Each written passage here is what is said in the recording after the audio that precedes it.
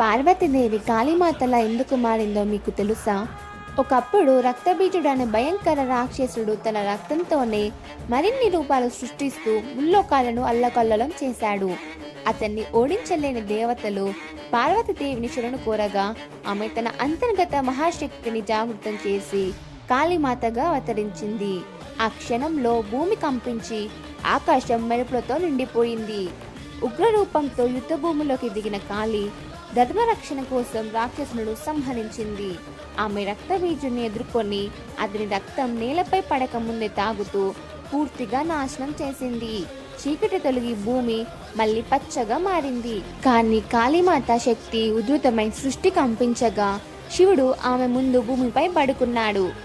కాళీ శివుడిపై పాదం పెట్టగానే తన ఉగ్రతను గుర్తించి శాంతించింది.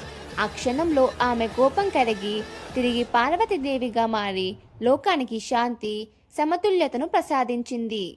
కామెంట్ బాక్స్లో జై కాళీమాత అని రాయండి.